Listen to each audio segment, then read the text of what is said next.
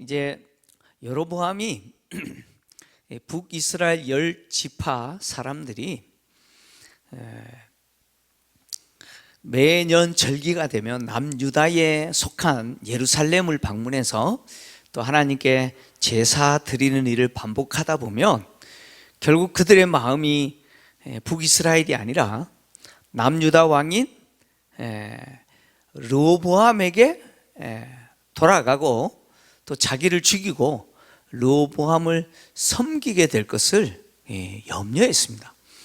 그렇게 될 것을 염려해서 그래서 어떻게 했느냐, 금송아지 둘을 만들어서 북이스라엘 영토에서 최북단인 단과 또 최남단인 베델에 세워두고 또 제단들을 만들고, 그리고 아론의 후손들인 제사장이 아니라 일반 백성을 제사장으로 삼아서 이제 이 두 금송아지가 애굽에서 이스라엘 백성들을 이끌어낸 신들이다, 즉 하나님이다, 이렇게 섬기도록, 이스라엘 백성들을 하여금 섬기도록 했죠. 그리고 또 자기 마음대로 절기를 8월 15일로 정하고 그날에 이 두 금송아지를 숭배하는 그날로 정했습니다. 완전히 하나님이 이스라엘 백성들에게 주신 그 하나님을 섬기는 제도를 살짝 왜곡해서 바꿔버렸죠.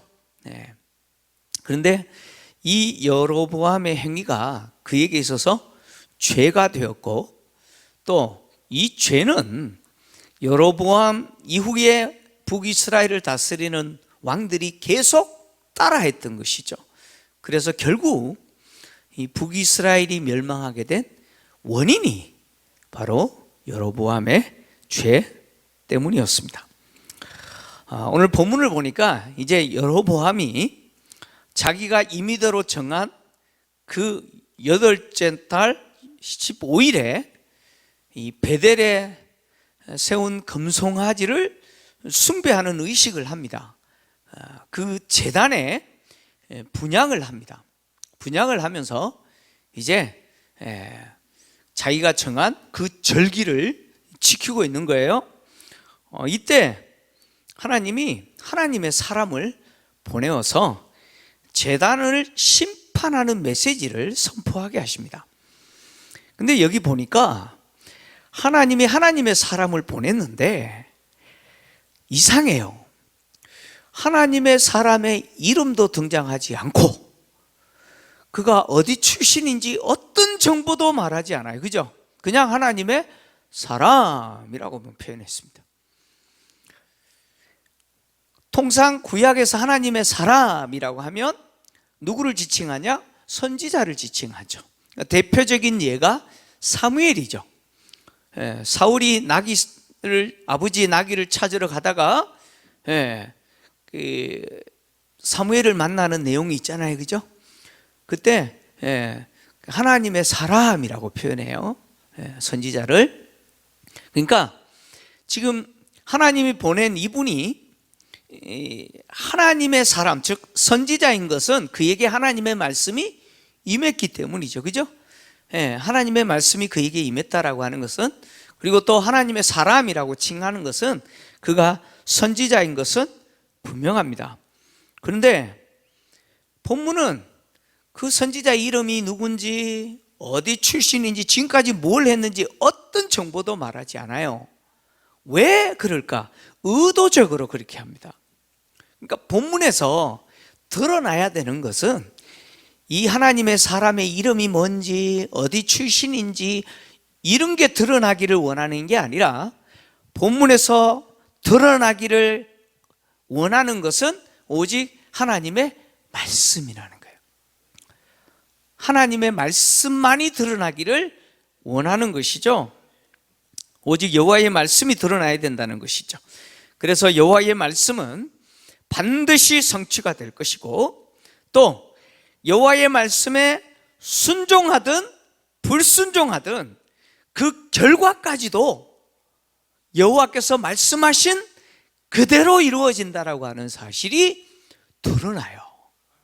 그러니까 본문에서 오직 무엇만 드러나느냐면 여호와의 말씀은 반드시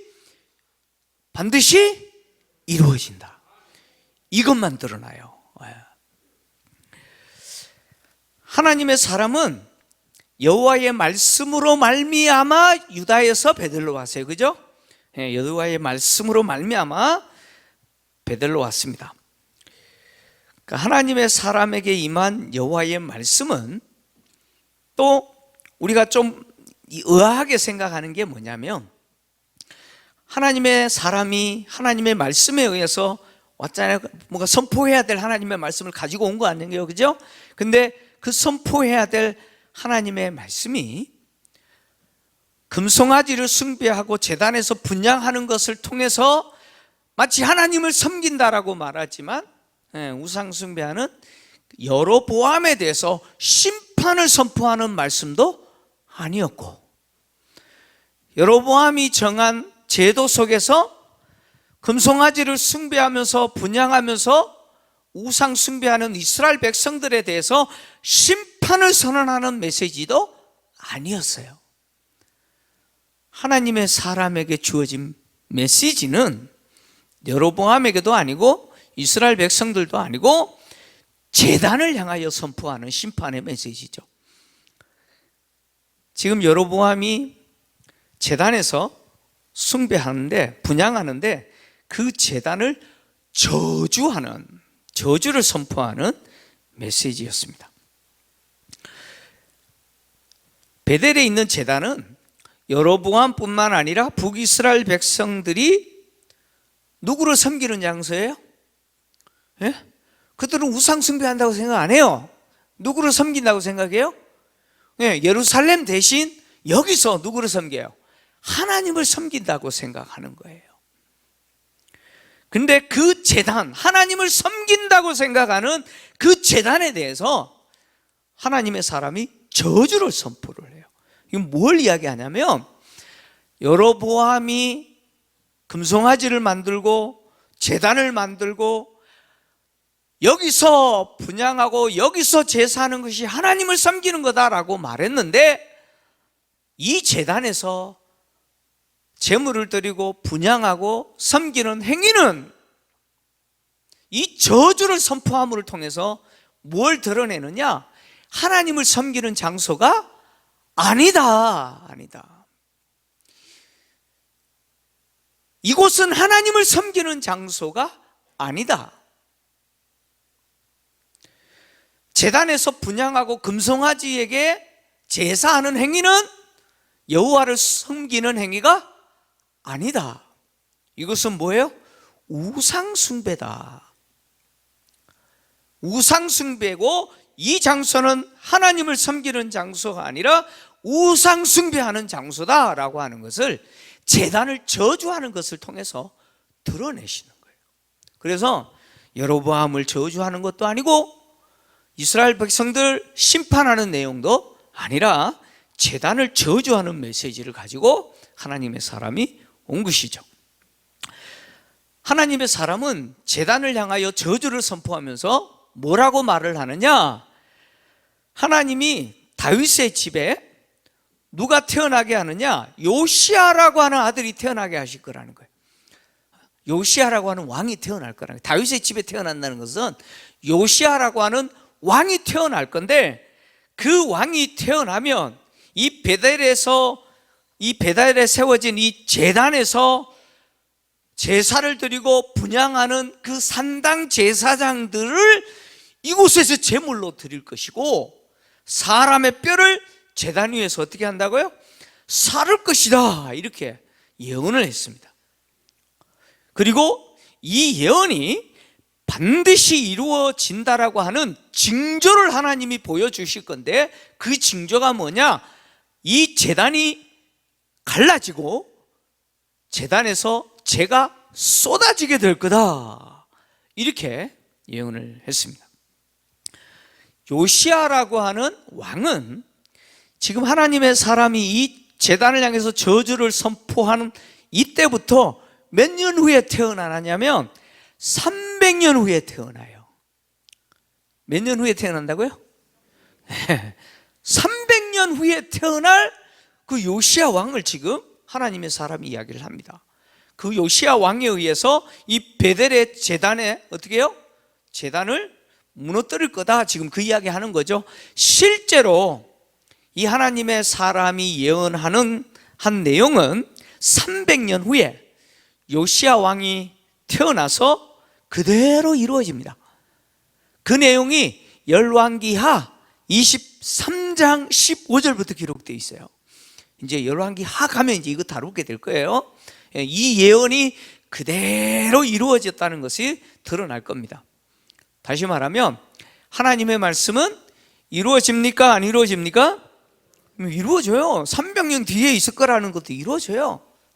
이루어집니다.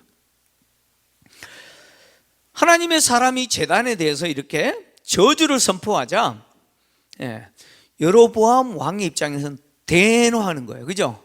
뭐 갑자기 자기가 분향하고 있는데 지금 이 순간만큼은 어때요? 이 순간만큼은 진짜 홀리한 순간 아니에요. 그죠? 울던 소도 조용시켜야 되고 개도 못 지게 해야 되고 해야 되잖아요. 그죠? 그런데 하나님의 사람이 갑자기 나타나가지고 막 저주를 선포해 버리거든요. 그래서 이 여로보암이 손을 내밀어서 저주를 선포하는 하나님의 사람을 잡아라, 체포해라 라고 이야기하죠. 굉장히 기분 나빴던 것 같아요. 그죠? 마치 자기를 대적한다고 생각했던 것 같아요. 그래서 아마 손을 내민 것은 저놈 잡아라 뭐 이런 거 했겠죠. 그죠? 저분 잡으세요 뭐 이렇게 했겠어요? 근데 그게 손을 내밀었던 손이 어떻게 되어버렸어요? 말라버렸어요. 말라버렸어요. 여기 말랐다라고 하는 말의 용례를 찾아보면 풀이 마르다, 나무가 마르다 그런 뜻이에요. 나무에서 수분이 싹 말라버리면 어떻게 돼요? 수분이 다 제거되면 뭐 바짝 마른 가지가 되는 것처럼 풀에서 수분이 싹 빠져버리면 어떻게 돼요? 풀이 말라버리는 것처럼 지금 내민 여로보암의 손이 말라버렸어요. 다시 말하면 손에서 수분이 쏙 빠져버렸다, 이런 의미가 되겠죠. 그래서 이게 뭐야? 폈는데 이게 굽힐 수가 없는 거예요. 뭐 그렇게 됐을 수도 있고, 또 어떤 학자는 그런 말을 합니다. 근육이 굳어버렸다는 거예요. 근육이 굳었거나 아니면 신경이 마비돼 버렸거나 그래서 아예 움직이지 못하는 상태가 됐다, 뭐 이렇게 표현하긴 하는데, 어쨌든 말랐다라고 하는 내용 속에서 내민 손을 전혀 움직이지 못하는 상태가 되어버렸다는 거예요. 마치 기부스한 것처럼. 그리고 여로보암의 손이 마름과 동시에 어떤 일이 일어났느냐? 하나님의 사람이 징조다라고 말했던, 제단이 갈라지고 제단에서 재가 쏟아질 거다라고 했던 그 징조라는 현상이 그대로 일어나는 거예요. 제단이 갈라졌고 제단에서 재가 쏟아져 버렸어요. 여로보암은 자기가 내민 손이 굳어버렸고, 그죠? 말라버렸고, 동시에 하나님의 사람이 제단에 대해서 저주를 선포했던 그 저주의 내용이 반드시 이루어질 거다라고 하는 그 징조로 말했던 제단이 갈라지고 제단에서 재가 쏟아지는 그 현상을 목격한 거예요. 여러분, 제단이 갈라졌어요. 그리고 제단에서 재가 쏟아졌어요. 자, 징조가 일어난 거죠. 그러면 무슨 예언이 이루어진다는 거예요? 요시야라는 왕이 태어날 것이고, 그를 통해서 이 제단에서 분향하고 제사 드리는 산장 제사장들이 어떻게 된다는 거예요? 제물로 여기서 드려질 것이고 사람들의 뼈가 사라질 것이다, 살라질 것이다 라고 하는 그 예언이 이루어진다라는 것이 증명된 거예요. 이제는 때가 되면 뭐예요? 이루어질 거예요. 실제 역사 속에서는 300년 후에 이루어질 거예요. 여로보암 입장에서는 하나님의 사람이 저주했던 그 내용이 이루어진다라는 징조가 이루어졌어요. 그리고 심지어 자기가 내민 손조차 어때요? 굳어버렸어요. 말라버렸어요. 그러니까 지금 심각한 상태죠. 그죠? 네. 그러자 이 여로보암의 태도가 싹 달라지죠. 태도가 달라져서 뭐라고 이야기하느냐면, 하나님의 사람에게 하나님께 기도해서 내 손을 다시 성하게 해달라고, 기도 좀 해달라고, 하나님께 은혜를 구해달라고 기도 부탁을 해요. 그랬더니 하나님의 사람이 기도를 했어요. 하나님이 그 기도를 들으시고 여로보암의 손을 다시 원상태로 회복시켜 주셨어요. 저는 속으로 이런 생각을 했어요. 아니, 하나님의 사람은 왜 여로보암의 요구를 들어줬을까? 그냥 냅두지. 그잖아요, 그죠? 그리고 또 더해서, 아니, 하나님은 하나님의 사람 기도를 왜 들으셔가지고 그냥 마른 섬 평생 고생하도록, 그죠? 평생 그랬으면 와, 하나님 살아계시는 거 그랬을 거 아니에요, 그죠? 그냥 내버려 두시지 왜 하나님의 사람을 기도를 들으시고 그냥 고쳐주셨을까? 이런 생각을 속에서 했어요. 여러분, 그런 생각이 안 들어요? 저놈 잡아라 했던 여로보암의 손을 그냥 평생 그래 만 상태로 그냥 둬야 되는데, 그죠? 그래야 속이 시원할 건데, 그죠?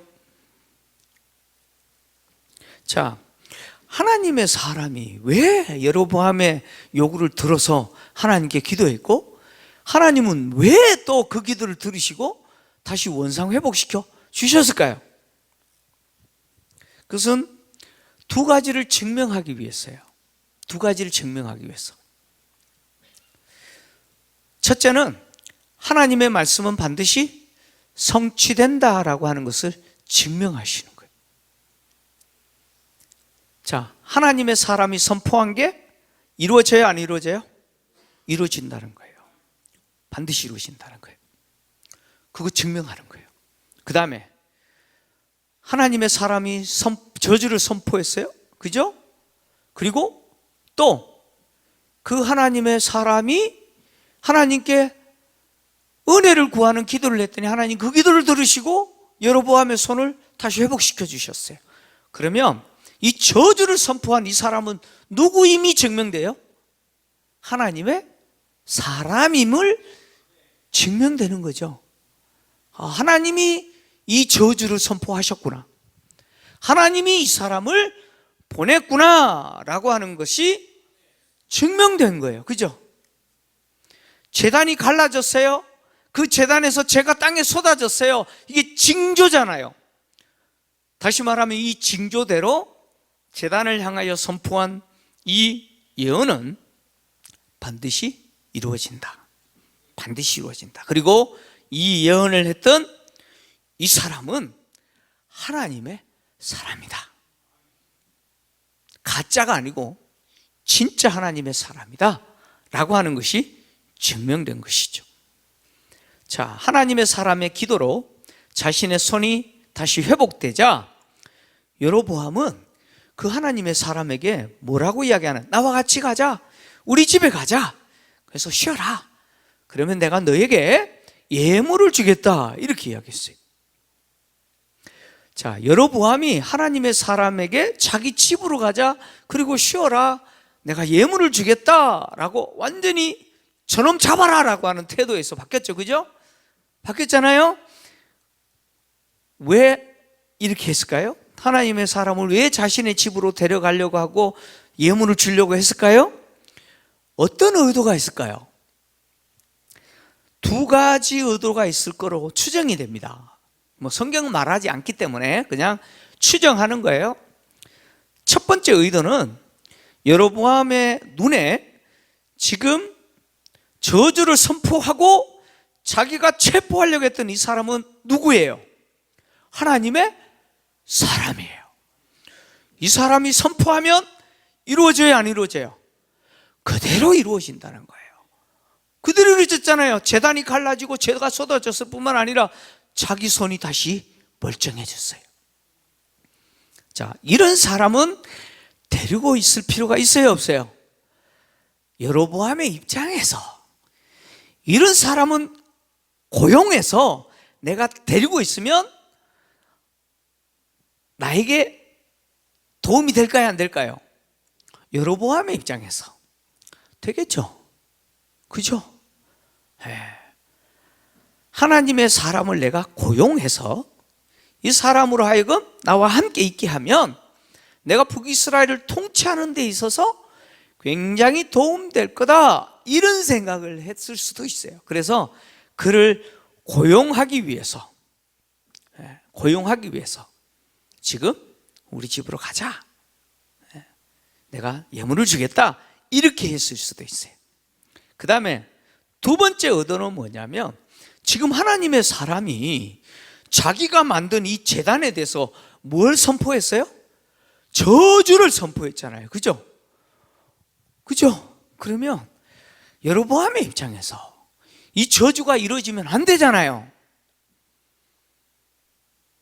이 저주는 자신이 지금 만든 이 종교 제도가 하나님을 섬긴다라고 핑계하면서 만든 이 종교 제도가 가짜라고 하는 것이 지금 증명되는 거잖아요. 그러니까 이 저주를 어떻게든 간에 취소시켜야 돼요. 그죠? 그러면 이 저주를 없는 것으로 만들기 위해서는 어떻게 해야 돼요? 뭐 여로보암이 안 됩니다 막 한다고 됩니까? 그럼 어떻게 해야 돼요? 자, 자기 손이 말라버렸어요. 그죠? 근데 누구 때문에 다시 회복됐어요? 하나님의 사람이 기도하니까 자기 손이 회복됐어요. 그죠? 할렐루야, 회복됐잖아요. 그러니까 여로보암의 입장에서 이 하나님의 사람이 선포한 저주도 하나님의 사람이 하나님께 기도해서 이 저주 좀 취소해 주세요 하면은 취소될 거로 판단하는 거예요. 그래서 어떻게든 간에 이 하나님의 사람의 마음을 달래고, 어쨌든 잘 보이고, 뭐 돈을 주든 뭘 하든 간에, 누구처럼요? 발람처럼 바락이 발람에게 어마어마한 재물을 주면서 이스라엘 저주해달라 그랬던 것처럼, 그죠?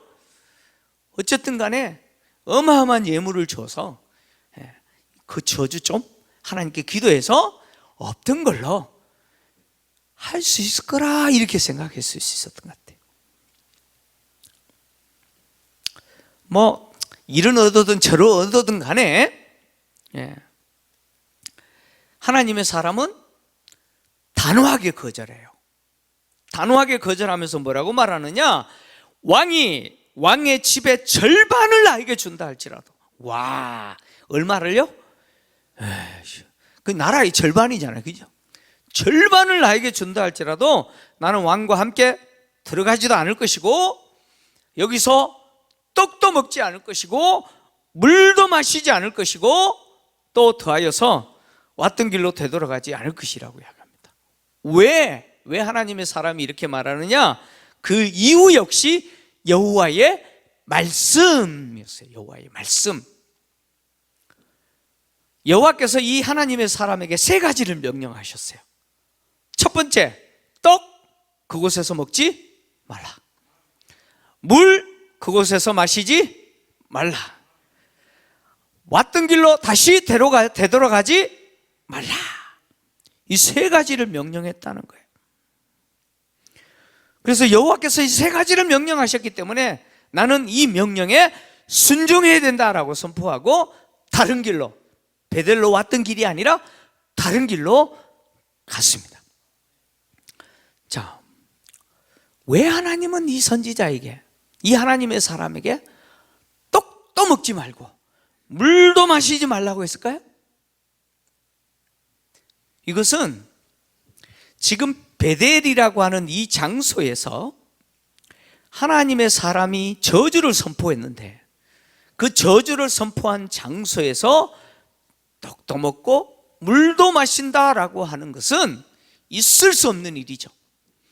다시 말하면 하나님이 이 베델이라고 하는 이 장소에 대해서 얼마나 가정스럽게 여기는지를, 다시 말하면 하나님의 증오를 선지자 하나님의 사람에게 떡도 먹지 말고 그곳에서는 물도 마시지 말라라고 하는 말씀으로 드러내시는 거예요.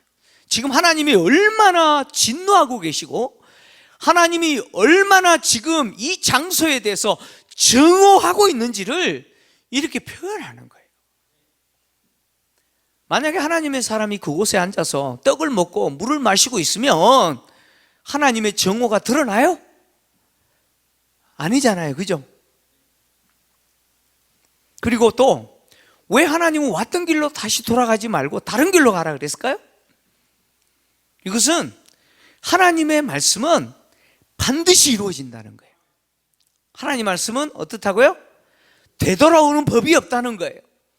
하나님의 말씀은 반드시 성취된다라고 하는 것을 보여주는 선지자의 행동이라는 거예요. 선지자는 왔던 길로 다시 가지 않고 다른 길로 가는 것을 통해서 하나님의 말씀은 되돌아가지 않는다, 반드시 이루어진다라고 하는 것을 행동을 통해서 보여주고 있다는 것이죠.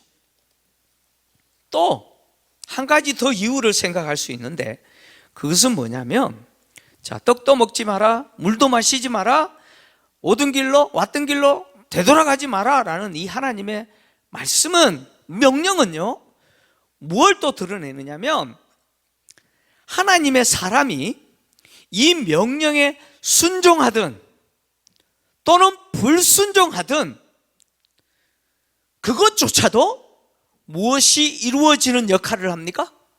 하나님의 말씀이 그대로 성취된다라는 것을 보여주는 역할을 한다는 거예요. 하나님이 하나님의 사람에게 이 세 가지를 명령하심을 통해서 뭘 또 드러내시기를 원하느냐면 하나님의 사람의 순종과, 심지어 하나님의 사람의 이제 뒤에 가면 뭐예요? 결국 불순종이죠, 그죠?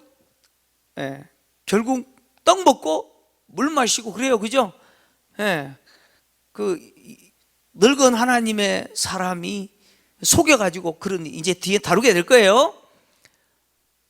이 하나님의 사람의 순종이든 불순종이든 그것을 통해서 뭘 드러내요? 하나님의 말씀은 반드시 성취된다라고 하는 것을 드러내는 역할을 한다는 것이죠. 하나님의 사람을 통해서 베델의 제단에 일어난 일들, 제단이 갈라지고 제가 쏟아졌던 일들, 또 여로보암에게 일어난 일들, 손이 말랐다가 다시 회복된 일들, 그리고 심지어 하나님의 사람에게 하나님이 명령하신 그 명령에 대해서 하나님의 사람이 순종하든 또는 불순종하든 그 모든 것을 통해서 뭘 드러내시느냐? 하나님의 말씀은 절대적인 말씀이라는 거예요. 하나님의 말씀은 반드시 이루어지는 절대적인 말씀이라는 사실을 보여줍니다. 그리고 또 본문에서 우리가 봐야 되는 게 뭐냐면 이 하나님의 사람과 여로보암의 모습이에요. 자, 하나님의 사람이 보여주는 하나님의 말씀과 관계에서 태도는 어떻습니까? 지금까지 어땠어요? 하나님의 사람은 하나님의 말씀에 순종했어요? 불순종했어요? 순종했죠, 그죠?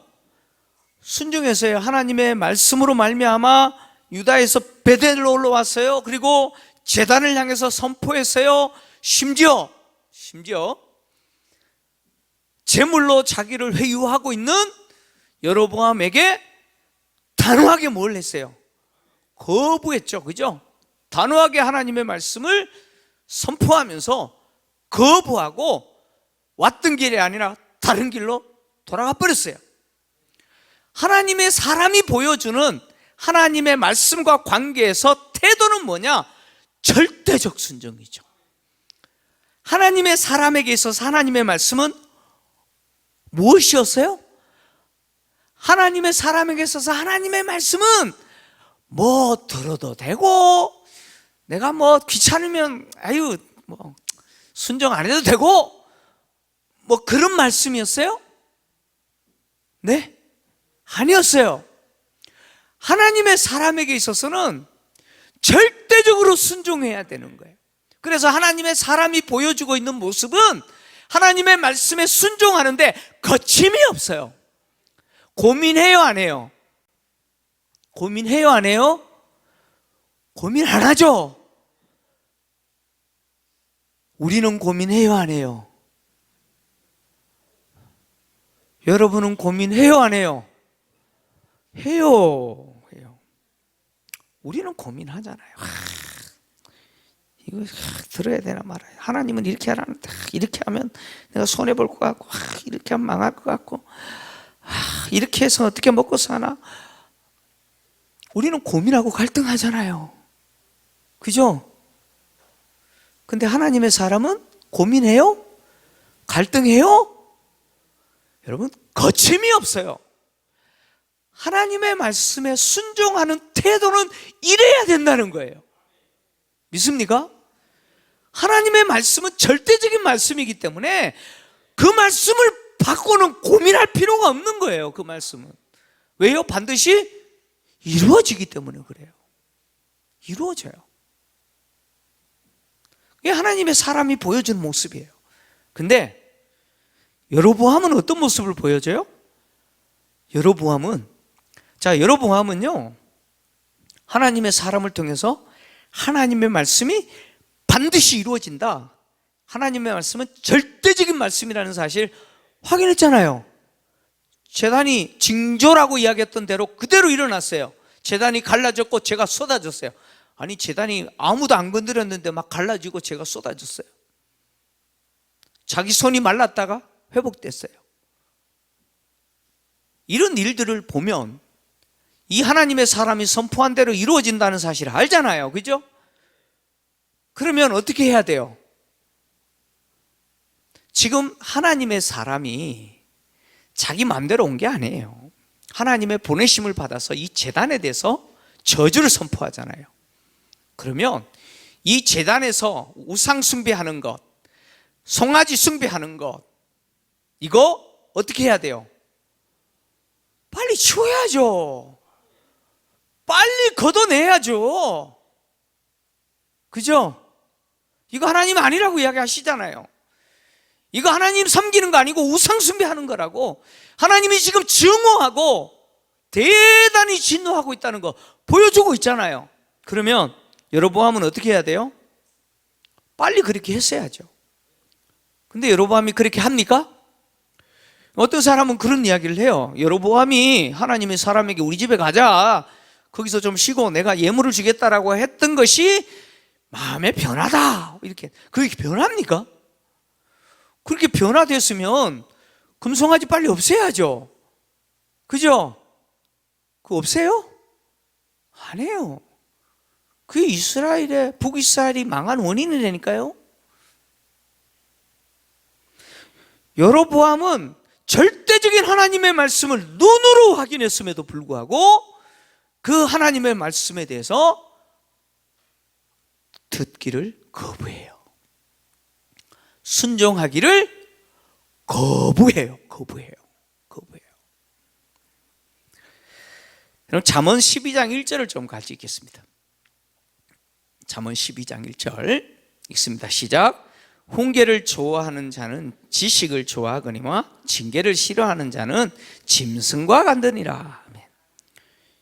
훈계하고 징계하고 어떤 게 강해요? 훈계하고 징계하고 어떤 게 강해요? 징계가 강하죠. 예. 여러분, 징계도 싫어하는 자가 훈계를 들어요? 예.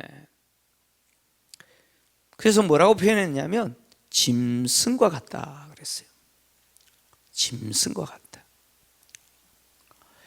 여러분, 짐승은요, 말 잘 들어요. 그죠? 오늘 저희 장모님이 그 단톡방이 있는데 그 영상을 하나 올렸어요. 개보다 못한 뭐 그런 영상이에요. 그게 무슨 이야기냐면 뭐 실화에 근거했다라고 하는 내용인데, 미국에 한 아주 갑부가 있었는데 아들이 하나 있었는데 그 갑부가 죽으면서 자기가 키웠던 그 강아지죠, 강아지에게 몇 천억을 상속하고 그 강아지를 돌보는 자에게 연봉을 뭐 5천만 원인가 뭐 연봉을 준다 그러고 그랬어요. 근데 아들에게는 100만 불, 100만 불이면 얼마예요? 10억. 아들에게는 10억만 상속한다. 그렇게 한 거예요. 예. 그리고 돌아가신 거예요. 그러니까 아들이 재판을 건 거예요, 판사한테. 예? 내가 걔보다 못하냐고. 어떻게 걔에게는 수천억을 상속하고 아들인 나에게는 100억밖에 안 해주냐고 막 재판장에게 변호사서 재판을 건 거예요. 그랬더니 판사가 물어요. 아버지 몇 분 찾아가세요? 점점점점. 아버지에게 몇 분씩 전화했어요? 점점점점. 아버지 생일 언제예요? 점점점점. 진짜 호로자식이죠. 그죠? 그랬던 거죠. 그러니까 대답을 못해요, 대답을. 아들이. 그러면서 그 판사가 아버지가 동영상을 하나, 아들이 혹시 이 문제 갖고 재판을 걸면 이 영상을 틀어주십시오라고 동영상을 이렇게 했던 거예요. 그 동영상의 내용은 뭐냐면, 만약에 아들이 이 문제를 가지고 재판을 하게 되면 아들에게 상속을 1불만 주세요. 이렇게. 100만 불이 아니라 몇 불이요? 1달러. 맞나요? 영상은 뭐 그런 것 같아요. 내가 대충 봐가지고. 1달러만 상속해. 이게 재판 걸었다가 졸지에 아버지 재산 얼마 받게 생겼어요? 1달러 받게 생겼어요. 무슨 이야기 하다가 여기까지 왔나요? 여러분, 훈계를 듣지 않으면 뭐와 같다고요? 짐승과 같아요. 여러분, 짐승은요 말 잘 들어요. 그죠? 그럼 발 올리잖아. 그죠? 그 껌딱지 하나 얻어먹으려고. 짐승은 길들어져요. 근데요, 말을 듣지 않는 인간은요, 훈계를 했는데 그 훈계가 사람의 말도 아니에요. 절대적인 하나님의 말씀임에도 불구하고 귀를 닫고 안 들어요. 짐승이죠. 짐승 아닌가요? 죄송합니다, 이런 표현을 써서. 성경이 그렇게 말하고 있어요. 시편 49편 12절에서 13절 20절 같이 읽습니다. 시작. 사람은 존귀하나 장구하지 못함이요 멸망하는 짐승 같도다. 이것이 바로 어리석은 자들의 길이며 그들의 말을 기뻐하는 자들의 종말이로다. 셀라. 존귀하나 깨닫지 못하는 사람은 멸망하는 짐승 같도다. 아멘. 깨닫지 못하는 자는 뭐 같다고요? 멸망하는 짐승 같다. 여로보암은 지금 하나님의 사람을 통해서 그 제단을 향하여 저주하는 그 내용을 보면서 하나님의 말씀은 반드시 이루어진다. 하나님이 이 베델에서의 이 행위가 얼마나 가증스럽게 여기시고 증오하시는지 이렇게 선지자를 통해서 드러냈으면 순종해야죠. 그 말씀을 들어야죠. 하나님의 말씀은 반드시 이루어진다는 사실을 인정하고 얼른 회개해야죠. 근데 그렇게 하지 않아요. 하나님이 그에게 기회를 주었으나 그 기회를 어떻게 해요? 거부하고 날려버려요. 결국 이런 사람은 멸망하는 짐승과 다를 바 없어요. 사람이 사람인 이유는 누구의 음성을 들을 수 있어요? 하나님의 음성을 들을 수 있는 거예요. 사람이 하나님의 음성을 듣지 못하면 짐승과 같은 거예요. 왜 사람이 짐승하고 달라요? 하나님의 음성을 들을 수 있기 때문이에요. 그래서 사람인 거예요. 그래서 우리는 하나님의 음성에 귀를 기울여야 되는 거예요.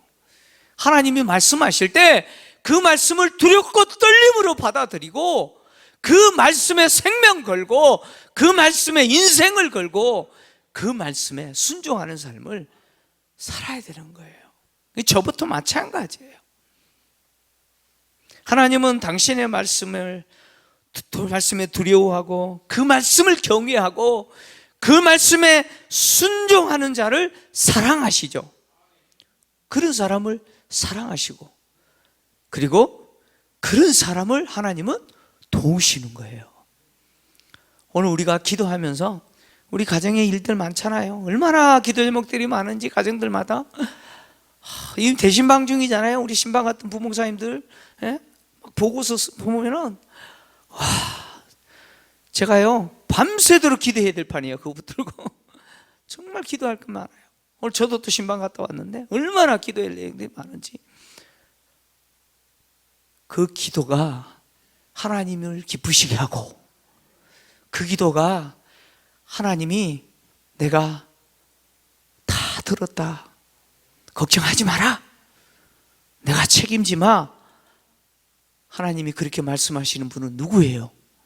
하나님의 말씀을 두려워하고 그 말씀에 순종하는 사람을 하나님 그렇게 돌보시고 그 기도의 제목을 응답해 주실 줄 믿습니다. 하나님 말씀에 두려워하면서 사는 순종하는 저와 여러분 되시기를 주의 이름으로 축원합니다.